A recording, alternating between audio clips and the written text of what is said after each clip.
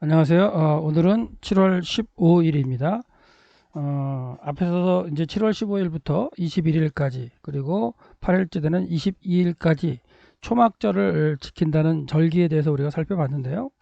오늘은 하나님께서 명령하신 그 초막절 절기가 원래는 수장절이라는 절기로 하나님이 말씀하셨는데, 이게 수장절이라는 명칭에서 초막절로 이렇게 바꾸어서 이제 지키게 되는 그런 과정의 내용을 한번 살펴보도록 하겠습니다.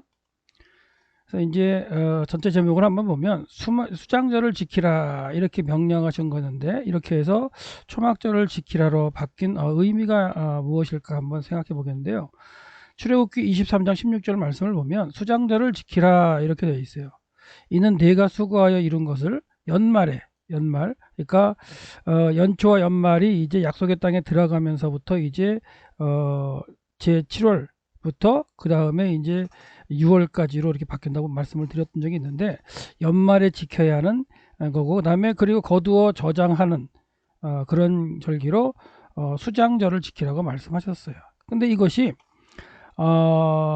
수장절에라고 지키라는 의미에서 이제 초막절이라는 의미로 바뀌어지게 되는데, 레위기에도 이제 그 초막절을 지키라고 우리가 이제 그 레위기 23장에서 절기장에서 한번 살펴봤는데, 모세가 마지막으로 모압 평지에서 광야 2세대에게 그 절기를 지키라고 말할 때 그 하는 그 신명기 16장 13절 말씀을 보면, 너희 타작마당과 이제 포도주 틀에 소출을 거두어 들인 후에, 예, 타작마당은 이제 밀과 보리를 타작하는 거죠. 그리고 이제 포도주 틀의 소출은 이제 포도주를 갖다가 포도를 거둬서 만드는 거고요.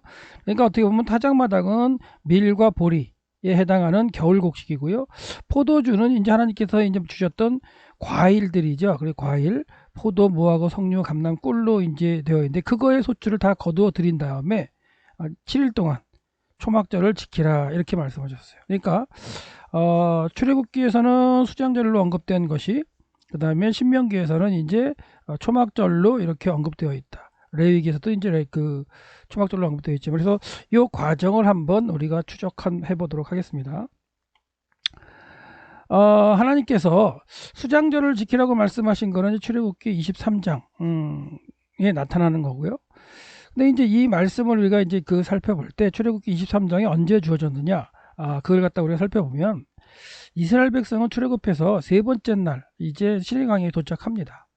그리고 이제 시내강에 도착하자마자 모세는 올라가요. 시내산으로 올라갑니다. 하나님께 올라가고, 여호와께서는 뭐라고 말씀하시냐면, 너는 이같이 야곱의 집에 말하고 이스라엘 자손에게 말해라. 이제 이렇게 하나님 말씀을 전하게 되는데요. 내가 애굽 사람에게 어떻게 행하였음가?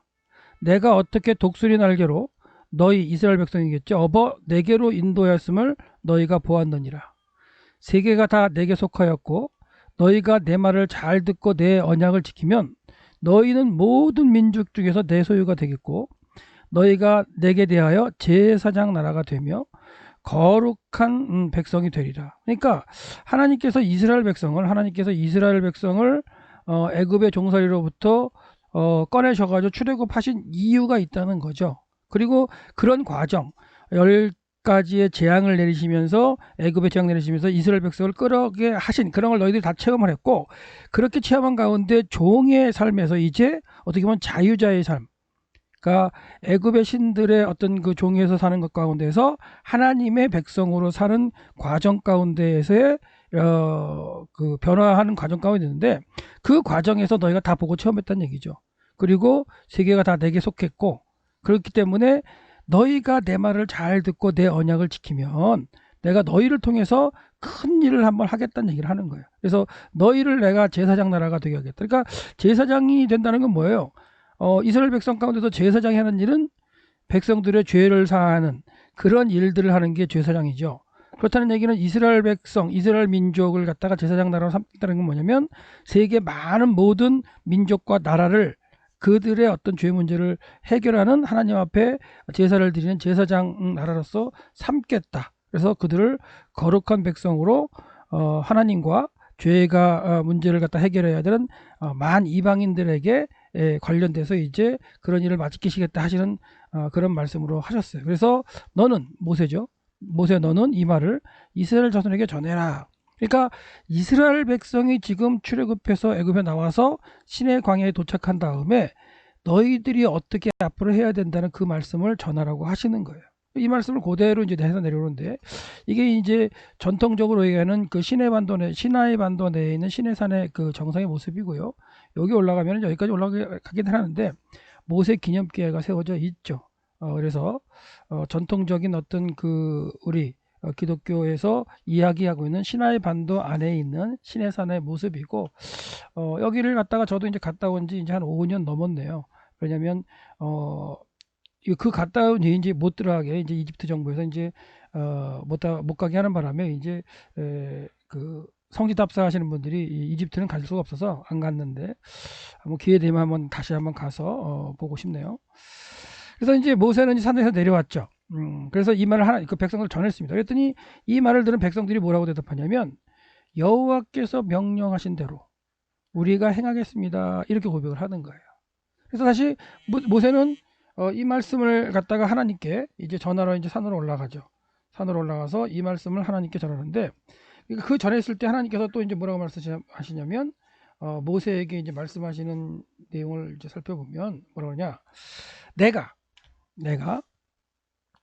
빽빽한 구름 가운데서 내게 임함은, 그러니까 지금 하나님이 이제 임재하시고 하는 그런 과정 가운데 시내산 정상에 아마도 이제 빽빽한 구름으로 임하는 그런 모습을 갖다가 이제 그런 모습이 나타났고 산 밑에 있는 백성들도 그걸 갖다가 이제 보면서 모세가 저 구름 위에 올라갔다가 내려와서 하나님을 만나고 내려오는구나, 이렇게 이제 보여지게끔 하신 거죠.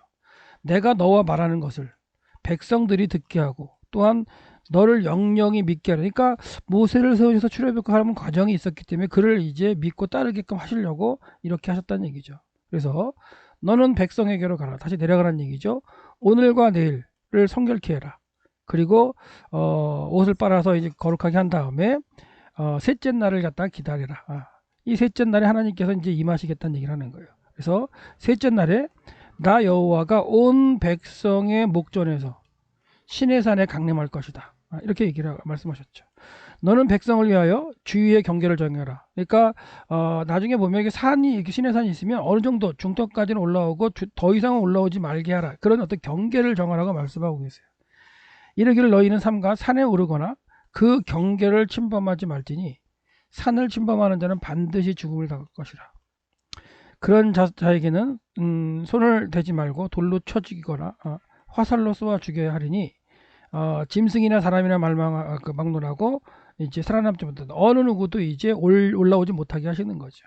그래서 하나님이 임재하시는 그 과정 가운데에 일정한 부분까지만 올라오도록 하는 그런 과정이 있었는데요. 이렇게 말씀을 이제 다시 듣고 이제 모세가 내려왔을 텐데요.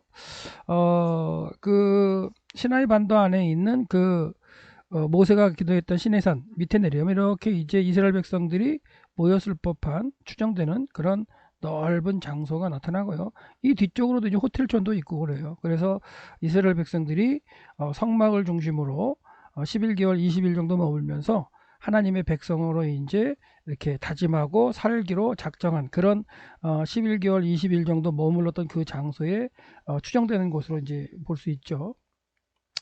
산을 내려온 모세는 백성들에게 이제 전했어요. 그리고 이제 백성들은 3일 동안 성결케 했죠. 이 과정 가운데 이제 하나님께서 사흘째 이제 나타나신다 할 때 시내산 정도 이제 중턱까지 올라가게 되는 거고, 하나님은 시내산 위에 강림을 하셨습니다. 이때 이제 이스라엘 백성은 이런 신의 모습은 처음일 수도 있었을 거예요. 어떻게 보면 시내산에 이제 하나님이 임재하실 때 빽빽한 구름이 있고요, 불과 그 다음에 소리로 이렇게 임하시는 모습들이 나타나기 때문에 이런 모습들은 아마 처음 경험하는 모습이었을 거예요. 아니면 뭐 소리로 임하고 지진이나 이런 어떤 울림이나 이런 걸로 임하시기 때문에, 그래서 그거에 대해서 백성들이 참 두려워했어요. 그러니까 애굽에 살면서 애굽의 신들은 그렇게 행하거나 움직이도 못하거나 그런 모습이었는데 하나님이 강림하신다 그래가지고 성결케 한다면 중턱에 모였는데 하나님 임하실 때 빽빽한 구름과 그 다음에 소리와 울림과 불과 이런 어떤 형상으로 그런 그 모습으로 임할 때에 백성은 두려워하죠. 그래서 하나님께서는 모세에게 말씀하세요. 너만 올라와라. 그리고 두려운 백성을 내려보내라. 이렇게 말씀하세요. 그래서 결과적으로 이제 하나님께서는 모세와 아론을 이제 산으로 부르셔가지고 이제 해야 할 일들을 쭉 이제 알려주시는데요. 출애굽기 19장 24절을 보면 여호와께서 그에게 이르시되 모세죠, 모세 가라. 너는 내려가서 아론과 함께 올라와라. 그럼 백성들 다 내려보내게 하고 아론과 함께 올라오는 얘기죠. 이 아론은 나중에 하나님께서 이제 성막을 세운 다음에 대제사장을 삼으시잖아요. 그래서 이제 이 대제사장을 삼는 아론은 이제 하나님께서 모세와 함께 올라오게 하셔서 같이 앞으로의 일들에 대해서 듣게 되는데 그러는 과정 가운데 이제 다른 사람들은 여호와에게로 올라오지 못하게 하라. 내가 그들을 칠까 하노라 하면서 말씀하셨어요. 그렇게 해서 모세와 아론이 하나님께 올라갔을 때 알려주신 내용이 출애굽기 20장 1절부터 23장 33절까지 쫙 기록되어 있어 많은 내용이 기록되어 있죠. 그 가운데에 이제 그 초막절에 대한 규례, 수장절에 대한 규례가 있는데요.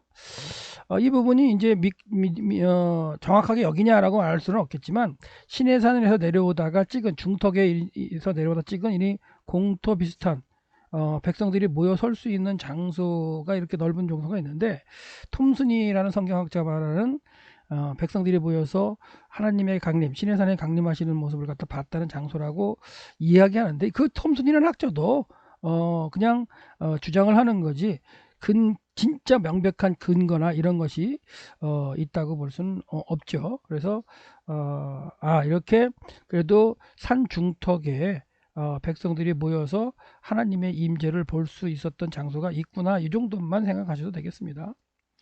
그래서 이제 그 하나님께서 모세와 아론에게 말씀해 주셨던 내용 가운데 3대 절기에 대한 관련이 이제 따로 있는데요. 그 가운데 이제 23장 14절에서 16절 말씀을 살짝 언급된 걸 보면 너는 매년 3번의 절기를 지켜라.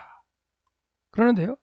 이때 이제 3번이 이제 강조가 되어 있어요. 3번이 됐는데 그때 첫 번째가 뭐냐면 무교병의 절기죠. 무교절입니다. 무교절. 하그하마초트에서 이제 무교병의 절기가 되겠고요. 그 다음에 하그하카치르라 해서 이제 이거는 정확하게 말하면 지난번에 한번 말씀드렸지만 그 거두는 그러니까 추수하는 절기예요.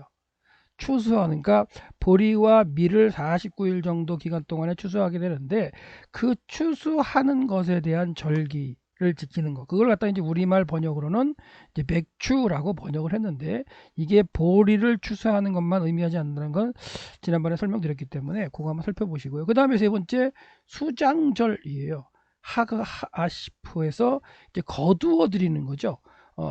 그 거두어 드리는 그거에 대한 이제 감사예요. 그러니까 이 거두어 드린다는 건 겨울 비로에서 걷어들인 보리와 밀, 그 다음에 건기때를 지나면서 이슬로 주셨던 포도, 무화과, 석류, 감람, 꿀 이 과일들을 다 거두어 드린 다음에 그래서 이제 거두어 드린 다음에 수장한 다음에 드리는 절기를 수장절이라고 말씀하신 거죠. 네. 그래서 지금 이제 처음으로 하나님께서 모세와 아론을 부르신 이게 지금 결과적으로 뭐냐면 10계명을 받기 전 사건이죠. 10계명도 받기 전 사건이고 그 다음에 또 모세가 올라가 가지고 성막을 짓는 과정 이런 것들을 다 어떻게 보면 듣기 전에 제일 처음으로 시내산에 올라가서 모세와 아론이 하나님께 받고 내려온 형태의 그 이스라엘 백성이 지켜야 할 절기예요. 그 절기에서는 뭐라고 하셨냐면 수장절을 지키라 라는 얘기를 하셨죠. 너희들이 그 땅에 들어가면 내가 밀과 보리를 주고 무화과, 석류, 감람, 포도, 꿀을 줄 텐데 그러니까 곡식과 과일 수수를 줄 텐데 그것을 다 거두어 드리고서 연말에 감사로 축제의 절기를 지켜라. 그게 수장절로 하나님께서 이제 말씀해 주신 거예요. 그래서 이제 그 절기 중에 아까도 말씀드리면 이제 맥추절이라고 번역된 77절이나 그 다음에 수장절은 약속의 땅에 들어가서 그 농사를 지은 것 가운데에 그 곡식과 과일을 거둔 후에 하나님께 드리는 절기가 되겠습니다. 그래서 신명기 8장 7절 8절의 말씀에 보면 이런 말씀이 있죠. 내 하나님 여호와께서 너를 아름다운 땅에 이르게 하시나니 그곳은 골짜기든지 산지든지 시내와 분천과 샘이 흐르고, 그러니까 하나님이 이른 비와 늦은 비를 주시면서 비를 주실 거기 때문에 이럴 수 있는 거죠. 밀과 보리의 소선지다. 겨울 곡식인 밀과 비로소 이르는 밀과 보리의 소선지다. 그 다음에 포도, 무화과, 석류, 감람, 꿀의 소선. 이거는 이제 건기를 지나면서 이슬로, 지중해로부터 불러오는 이슬로 이제 가꿀 수 있는 식물들이죠. 그래서 이렇게 주셨는데 이것들을 갖다가 다 거두어 들여서 수장한 후에, 그렇죠? 수장절은 이제 여름 건기를 지나면서 이제 그 농산 과일까지도 포함하는 거예요. 그러니까 겨울 농사인 밀과 보리 뿐만 아니라 여름 농사인 포도, 올리브, 무화과, 석류, 감람, 꿀 이런 것들을 다 거두어 들인 다음에 수장절을 지키게 되는데, 그 의미가 뭐냐면 내가 수고하여 이룬 것을, 그렇죠?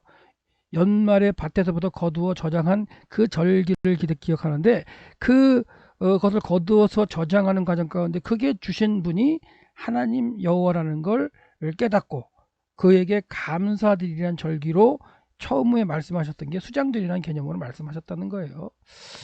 그래서 이제 잠깐 보시면 뭐 밀과 보리, 그 다음에 포도, 그 다음에 무화과, 석류, 올리브, 그 다음에 이제 꿀이를 갖다가 이제 보통 학자들은 대추나무, 종려나무 열매라고 얘기를 하기도 합니다. 그래서 꿀의 소산지라고 표현을 했는데, 이 꿀이 뭐냐 했을 때 진짜 야생꿀, 벌꿀일 수도 있어요.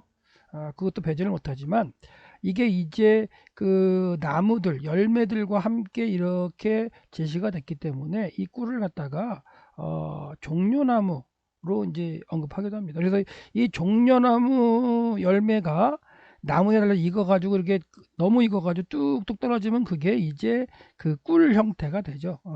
꿀 형태가 되는 타마르라는 꿀의 형태가 되어서 그것도 이제 달콤하게 되는데요. 그래서 하나님께 주신 7가지 식물들을 살펴봤고요.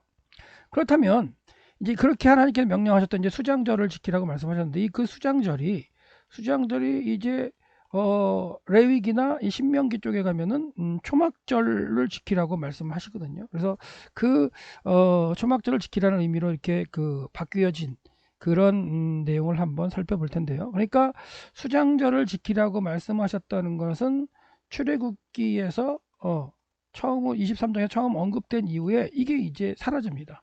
수장절이라는 그 명칭이 사라져요. 그리고 모세를 통해서 다시 레위기에 기록되거나 아니면 신명기가 다시 선포될 때에 초막절이라는 그 명칭으로 언급이 된다는 거예요. 그래서 매년 3번의 절기를 처음 말씀하실 때 출애굽기 23장에서죠. 이거는 이제 진짜로 시내산의 초기에 도착했을 때 하나님께서 모세와 아론을 불러서 말씀하신 그 말씀 가운데는 수장절이라고 말씀하셨다는 거예요. 그리고 이 수장절도 약속의 땅에서 들어가서 농사를 져서 감사를 드리는 절기로 이제 말씀하셨는데, 이게 이제 바로 지켜지지 않았죠. 왜 그러냐면 이제 40년간의 광야 생활이 있었어요. 그러니까 하나님께서는 이 광야 생활 40년을 갖다가 다 돌리려고 하신 게 아니고 출애굽해서 2년째 되는 해에 1월 1일날 성막을 세우고요. 1월 1일날 성막을 세우고 그 다음에 2월 20일날 시내산을 떠나게 만드세요. 그리고 바로 가데스 바네아까지 가게 하신 다음에 거기서 북쪽으로 치고 올라가서 정복해라라고 말씀하세요. 그러니까 그렇게 해서 약속의 땅에 들어갔다면 이 말씀이 그대로 이제 이루어지는 수장절의 의미로 지켜질 수가 있었을 거예요. 그런데 문제가 생겨요. 가데스 바네아까지 갔던 그 이스라엘 백성이 우리 한번 정탐하게 해주세요, 이런 말씀을 드리는 거예요. 그래서 하나님께는 오케이, 너희들 한번 정탐을 해라. 근데 정탐을 하고 와서도 그 땅을 하나님께서 주셨다는 걸 믿지 못해서 10명이 악평하고 죽어가고, 그러므로 40일을 40년을 갖다가 돌면서 계수함을 받았던 60만 3,548명이 광야에서 죽기까지 광야를 헤맨 거죠. 2명 여호수아 갈렙은 고백을 정확하게 해가지고 살아남아서 나중에 약속의 땅까지 들어가죠. 그러니까 하나님께서 예정하지 않으셨던 이 광야 여정 40년이 들어왔기 때문에 이제 광야 생활을, 결론을 말씀드리면 광야 생활을 하면서 초막을 짓고 광야를 생활했던 그걸 기억하기 위해서 수장절이었던 의미에 플러스 알파가 돼서 초막절이라는 의미로 지켜지게 되는 그런 과정이 있는 거죠. 그래서 이제 살펴보면 하나님께서는 출애굽한 1세대가 약속의 땅에 바로 들어가서 정복을 하기를 원하셨어요. 그리고 그 땅의 농사에서 얻은 것을 하나님께 감사하며 기억하면서 드릴 절기로 수장절을 갖다가 지키라고 말씀하셨던 거죠. 근데 1세대가 가데스바네에 와서 하나님에게 믿음으로 반응을 못해요. 하나님께서는 가데스바네에 왔을 때 올라가라 명령하세요. 두려워하지 말라 명령하십니다. 그리고 주저하지 말라 이렇게 명령하세요. 근데 이 명령에 바로 순종하지 못하고 우리가 청탐하게 했다 그랬던 얘기를 하는 거예요. 그리고 청탐한 후에도 10명의 정탐꾼이 믿지 못해서 악평을 했고, 그 얘기를 들은 이스라엘 백성이 다 같이 원망함으로 40년을 갖다가 헤매다 죽을 수밖에 없었다. 그리고 다시 하나님의 계획 가운데 다시 약속의 땅에 들어갈 때에 이 세들에게 하나님이 말씀하시면서 수장절의 의미 플러스 초막절에 지켜야 하는 의미, 광야에서 너희들이 겪었던, 장막을 치면서 겪었던 그것을 기억하는 절기로 이제 초막절로 명칭이 이제 바뀌어지게 되는 과정이 되겠죠. 그래서 시내산, 전통적인 그 시내산의 위치고요. 며칠 전에 제가 이제 이 건너편에 있는 라오즈산을 시내산이라고 말한다는 것도 한번 얘기 드렸는데, 시간 있을 때 다시 또 이 시내산과 라오즈산을 갖다가 한번 그 설명을 드리고요. 또한 이스라엘 백성들이 여기를 건넜다는 수에즈만 홍해를 건넜다는 거는 시내산이 이제 시나이 반도에 있다는 사람들의 주장이고요. 그 다음에 여기 이제 누에바에 있는 요 부분, 그 아카바만 홍해를 건넜다고 그 주장하는 사람들은 또 이제 여기 라오즈산이 이제 시내산이라고 주장하는 사람들이, 그래서 제가 설명드렸지만 성경적으로 보면 시내산은 시나이 반도 안에 있는 게 성경적 의미로 맞다라는 말씀드렸고, 그 일환으로 시내산에 머물던 이스라엘 백성에게 하나님께서는 뭐라냐면, 이제 너희들이 여기 거한 지 오래기 때문에 1장 8절 신명기 1장 8절 말씀은 그렇게 나와요. 이제 그 약속의 땅으로 가라. 근데 그 약속의 땅에 가는데 그 약속의 땅의 모습을 설명해 주시는데요. 뭐라고 설명하시냐면 아라바가 있다. 아라바. 계곡지대죠. 아라바가 있고 산지가 있다. 지금 지도가 좀 완전하게 나오지 않아서요. 산지가 있고 그 다음에 그 쉐펠라 지역이 있고 해안 평야 지역이 있고 여기 네겝이 있다. 이런 말씀을 하시면서 약속의 땅이 어디라는 걸 정확하게 언급하시면서 시내산을 떠나게 하세요. 그래서 그들이 떠나가지고 오다가 중간에 좀 사건도 있긴 했지만 가데스 바네아까지 오는 거예요. 가데스 바네아는 그래서 이스라엘의 경계의 남쪽 부분이라고 보시면 되는데요. 여기서 바로 말씀하시는 게 뭐예요? 올라가라. 산지로 올라가서 이들을 정복하라. 이렇게 말씀을 하셨던 거죠. 그래서 이제 근데 이 말씀에 순종하지 못하고 정탐하게 해달았던 그런 이야기인데요. 신명기 1장 19절 말씀을 보면 우리 하나님 여호와께서 명령하신 대로, 무슨 명령이요? 시내산을 떠나서 너희들 오레몬을 떠나서 내가 너에게 준 약속의 땅으로 가라. 여기까지 왔다는 얘기예요. 가데스 바네아까지 왔다. 그래서 우리가 호렙산을 떠나 너희가 보았던 크고 두려운 광야, 이제 이쪽이 뭐냐면 바란 광야도 있어요. 바란 광야가 있죠. 그리고 이제 뭐 찐 광야도 있고 하는데, 그건 크고 두려운 광야는 이제 바란 광야를 의미합니다. 바란 광야를 이제 그 크고 두려운 광야라고 얘기하는데, 바란 광야를 지나서 그리고 아모리 족속의 산지길로 이제 올라가는 길로 가데스 바네아에 이르렀을 때예요. 그때에 뭐라고 말씀하셨어요? 하나님께서 내가 너희에게 이르기를, 우리 하나님, 여기는 이제 내가는 모세겠네요. 모세가 너희에게 이르기를, 우리 하나님 여호와께서 우리에게 주신 아모리 족속의 산지로 너희가 이르렀다. 이제 이르는 게 뭐냐면 초입이라는 거죠. 이제 거의 들어가는 이제 초입이 이르렀다. 그렇기 때문에 너희 하나님 여호와께서 뭐라고 말씀하시냐면 이 땅은 뭐야? 약속의 땅이죠. 약속의 땅이고 가나안 땅이고 팔레스타인이고 그 다음에 이제 정복된 이스라엘 땅일 텐데요. 이 땅을 너희 앞에 두셨은즉 너희 조상의 하나님 여호와께서 너희에게 이르신 대로 올라가라 라는 명령을 해요. 그리고 차지하라 라는 명령을 해요. 그리고 두려워하지 말라, 주저하지 말라, 이렇게 말씀을 하시면서 정복하기를 원하신 거죠. 근데 여기서 이제 정탐을 원하게 되고 그다음 불평을 하게 되고 40년을 광야를 헤매다가 1세대는 죽게 되는 과정이 나왔고, 그러는 과정 가운데에 2세대는 광야에서 태어났지만 그들은 초막에서 거하면서 살았지만 결과적으로는 하나님께서 정하신 때에 약속의 땅에 들어가게 되죠. 그러니까 이 초막에 거했다는 의미가 초막에서 거하다 죽은 광야 죽은 1세대들이 있는 거고, 초막에서 태어나고 초막 생활을 했지만 결과적으로 하나님이 정하셨던 때에 약속의 땅에 들어가는 세대도 있어요. 그러니까 초막에서 거했다는 의미가 참 여러 가지 의미로, 두 가지 의미로도 이제 분석을 할 수 있는데, 그걸 기억하라는 거예요. 그게 이제 초막절의 어떤 의미로서 주어진 건데요. 그래서 수장절과 초막절의 관계를 한번 다시 한번 말씀드린다면 이런 얘기죠. 하나님께서는 초기에, 출애굽 초기에 시내산 밑에 도착했을 때 1년 첫 번째 해 출애굽 1년 3월에 말씀하셨을 때는 뭐예요? 수장절이라고 말씀하셨다는 거예요. 근데 이게 이제 그 시간이 가고 이제 이스라엘 백성들이 약속의 땅을 정복하지 못하고 광야를 도는 여정이 있었죠. 그 여정이 있은 후에는 수장절이라는 명칭이 사용되지 않고, 다시 뭐 그걸 갖다가 기록하고 있는 레위기라든가 아니면은 모세가 다시 이 광야 이스라엘에게 언급을 할 때는 초막절로 언급이 된다는 얘기예요. 그래서 하나님께서 수장절을 지키라고 말씀하셨던 이거는 한 번도 지켜진 적은 없죠. 왜요?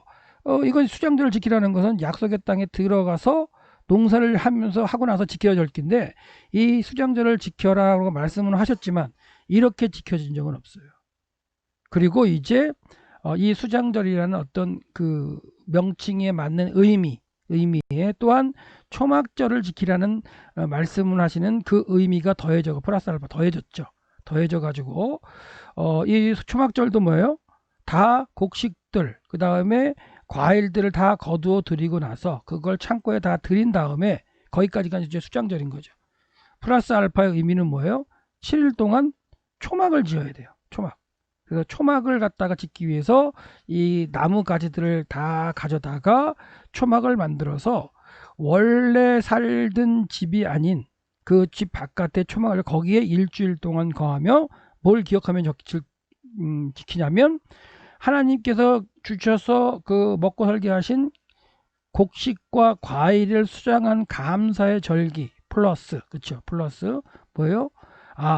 광야를 인도하셔서 하나님이 구원하셔서 광야에서 바로 약속의 땅에 들어오게 하셨는데, 그걸 믿지 못하고 깨닫지 못해서 정탐을 하게 되고, 정탐한 과정 가운데도 깨닫지 못하고 믿지 못해서 하나님이 광야를 돌리시면서 1세대는 죽이시고, 그리고 광야에서 태어났지만 그들은 다시 천막을 치고 생활했지만 그들은 약속의 땅에 들어와서 하나님이 정하신 그 수장절의 개념도 경험을 하고, 그리고 또한 플러스 알파로 초막절까지 지켜야 되는 그런 의미로서 추가된 의미로 초막절을 지키게 된 거죠. 그래서 수장절과 초막절의 어떤 관계는 여러분들이 제가 설명드린 한번 고민하시면서 생각해 보시면 되겠습니다.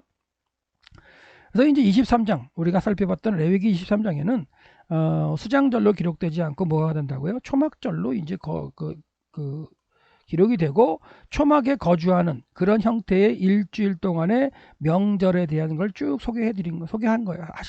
말씀하신 거예요. 그건 이미 우리가 살펴봤고요. 그래서 이때 이제 초막에 거주하게 하시면서 뭘 기억하게 하실까 할 때, 어떻게 보면 광야에서 임시로 거했다는 거죠. 임시로. 하나님이 약속하신 땅에 들어가 임시로 거했는데, 이것은 출애굽한 상태에서 뭐 정탐하기까지 한 뭐 1년 반 정도 천막에 살았다는 걸 기억하라, 그런 의미라기보다는 광야에 나와서 하나님의 백성으로 살기로 약속을 하고 하나님의 말씀대로 순종하여 가데스바네까지 갔는데, 거기서 하나님께서 너에게 주신, 조상에 주신 땅을 들어가서 정복하라 라는 말씀을 믿지 못하고 뭐예요? 정탐을 요구했고, 정탐을 한 후에도 믿지 못해서 38년 동안 광야를 헤매다가 죽은 그 1세대의 어떤 그런 과정과, 그 다음에 광야에서 태어났지만 하나님의 시간표에 따라서 하나님이 정하신 그 구속의 약속 가운데 40년, 약속했던 40년이 지나서 약속의 땅에 들어와서 정복전쟁을 벌이고 약속의 땅에 살게 되는 그런 광야 2세대도 천막을 치고 살았잖아요. 천막을 차고 살았지만 그래도 거기서 구원받아서 약속에 들어왔던 그것을 기억하면서 대대로 지켜야 할 절기로 초막절을 말씀하셨던 거라고 한번 생각해 보시면 될 것 같아요. 그래서 모세는 나중에 이제 40년째 되는 정월에 이제 또 실수를 해가지고 그 약속장에 들어가지 못하게 되죠. 그래서 이제 40년이 마치는 해 11월에 이제 보면 모압평지에 이제 와서 거기서 광야 2세대에게 또 말씀을 갖다가 다시 신명기의 말씀으로 선포를 하죠. 이때 뭐라고 말씀을 하냐, 전하냐면 너희 가운데 모든 남자는 1년에 3번 곧 부교절, 칠칠절, 초막절이라고 언급을 하죠. 처음에는 출애굽기 23장에는 수장절이라고 언급을 했었는데 이제는 이 수장절에서 초막절로 언급을 하면서 네 하나님의 여호와께서 택하신 곳에서 이 말이 또 언급이 또 들어가요. 네 하나님이 택하신 곳이라는 거.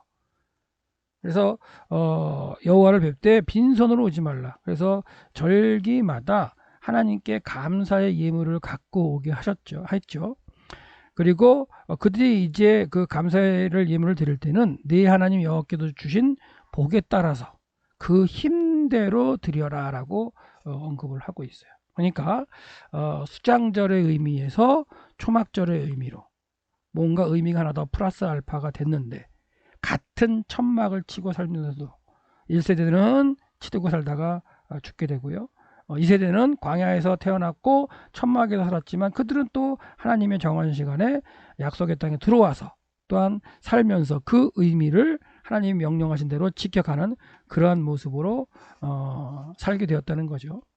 그래서 지금도 이제 이스라엘 백성의 어떤 가정에 보면 이렇게 집 옆에다 이렇게 초막을 만들어요. 일주일 동안. 그래서 이렇게 보세요. 종려나무 가지나 이런 것들을 갖다가 무성한 가지를 가져다가 초막을 만들고 거기서 이제 일주일 8일 그 다음 그 8일째 되는 오전까지 지내는 그런 8일 동안에 거주하는 그런 모습으로 이제 지금도 지키고 있죠.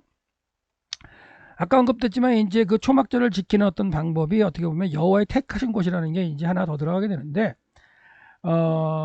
수장절의 의미 가운데 플러스 알파가 되어 가지고 이제 초막절을 지킬 때 이 초막절을 지키는 게 이제 여호와께 택하신 곳에서 지키라는 말씀이 나와요. 그래서 이 여호와께 택하신 곳이라는 그런 말씀 가운데 이제 그 백성들이 모였던 게 이제 그 출애굽해 가지고 이제 광야를 지나고 다 끝나고요. 정복 전쟁이 끝난 후에 이스라엘 백성들이 지파별로 이제 분리가 돼서 살죠. 그 살면서 그들이 이제 절기를 지키게 되는데 이때 이런 말씀이 있어요. 사사기 21장 19절에 보면 보라 베델 북쪽 르보나 베델 북쪽 르보나 남쪽에서 베델에서 세겜으로 올라가는 큰 길 동쪽에 실로라는 곳이 있었는데 매년 여호와의 명절이 이 실로에서 행해졌다 이런 표현이 나와요. 이 실로에는 이 당시만 해도 이제 하나님의 임재의 상징이 언약궤가 머물러 있었기 때문에 그것이 하나님이 이제 정하신 곳이라고 인식이 돼서 매년 절기를 이제 사사시대 동안에 실로에 가서 이렇게 지키는 모습이 있었다는 거죠. 그래서 이 여호와의 택하신 곳이 이제 정복 전쟁이 끝난 후에 사사시대까지는 이제 실로에 있었고요. 그 다음에 이제 그 이후에는 또 바뀔 수가 있죠. 실로가 이제 파괴된 이후에 이제 블레셋에서 이제 1102년에 실로가 파괴되는데요. 그 이후에 이제 언약궤는 이제 뺑글뺑글 돌아가지고 이제 엄한 곳에 가 있죠. 그리고는 이 그 언약궤가 없는 성막만 이제 기브온에 가 있게 되고 그래서 그 당시에는 또 그 사람들이 또 어느 곳에서 초막절 절기를 지켰는지 모르지만 솔로몬 성전이 건축된 이후에는 예루살렘에 있는 하나님의 뜻을 두신 그 성전에서 절기를 지켰던 걸 알 수가 있어요. 그래서 이제 이게 실로의 모습인데 멀리서 찍은 이제 실로의 사진인데 바이블 플레이스인가요? 닷컴이랑 거기서 이제 사진을 가져왔는데 제가 이제 가까이 가서 찍은 사진도 있는데요. 지금 멀리서 이렇게 찍을 수 있는 사진이 없어 이렇게 보여드리면 이게 이제 실로의 정상의 모습이 있고요.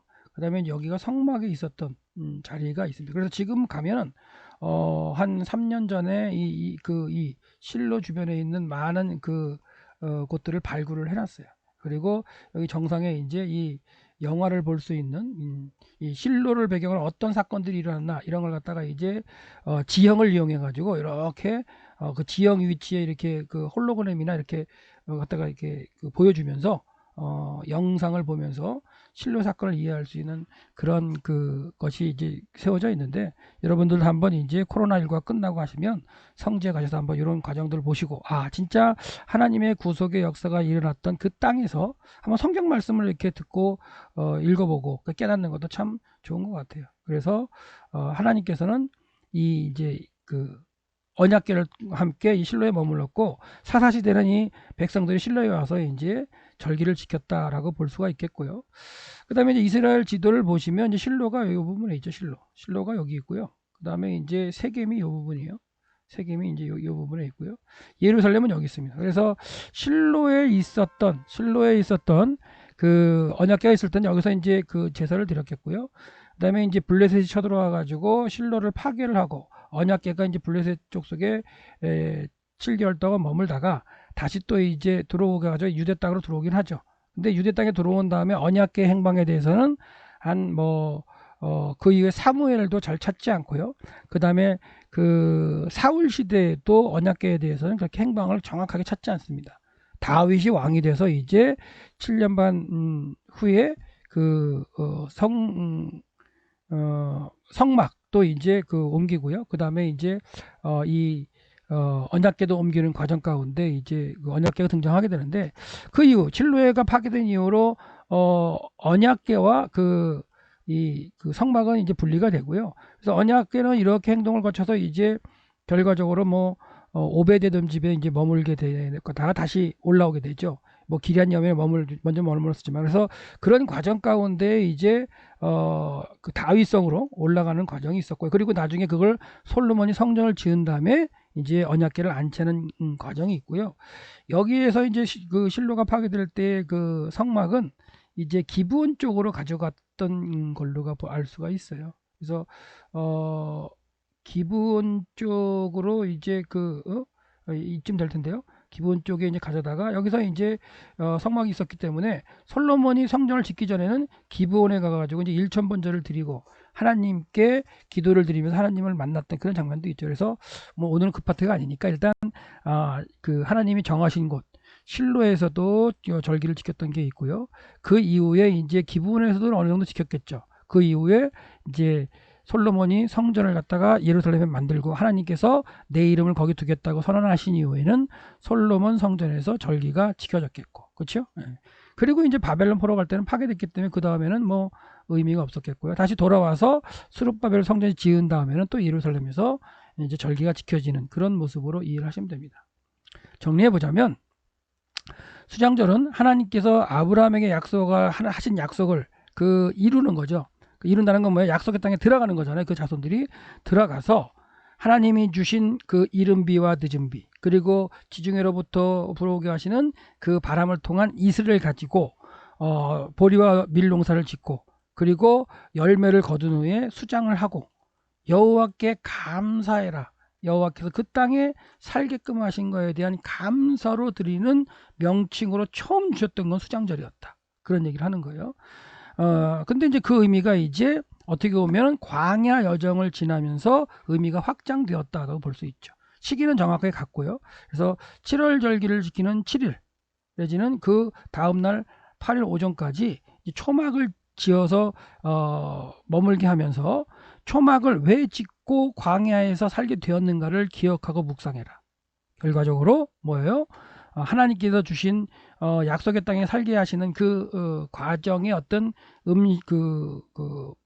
곡식과 과일, 그게 있어야 1년을 살아가잖아요. 그러니까 그거에 대한 어떤 감사와, 그리고 잊지 말을 건 뭐냐, 하나님께 출애굽하셨을 때에 광야 생활을 왜 하게 됐냐 이거야. 광야 40년의 생활을 갖다가 왜 하게 됐으며, 그 다음에 1세대가 왜 죽을 수밖에 없었는가. 1세대는 죽으면서 초막에서 계속 살다 죽었잖아요. 그리고 초막에서 태어났지만, 광야 생활까지 태어났지만 2세대는 다시 하나님 정하신 시기가 들어와서 하나님의 뜻대로, 하나님 원하신 대로 이제 정복을 하고 약속의 땅에 들어가 살게 되는데, 그 과정 가운데 플러스 알파된 그 하나님의 뜻을 기억하게 하시면서 지키는 것이 초막절이었다는 거. 그래서 여러분들은 이제 수장절이라고도 부르기도 하고요. 초막절이라고도 부르기도 하고 또한 장막절이라는 명칭을 쓰기도 한다는 걸 갖다가 이제 이해를 하실 수가 있는 거예요. 그래서 근데 이제 수장절과 여러분 또 초막절과의 차이점도 알게 된 거죠. 예.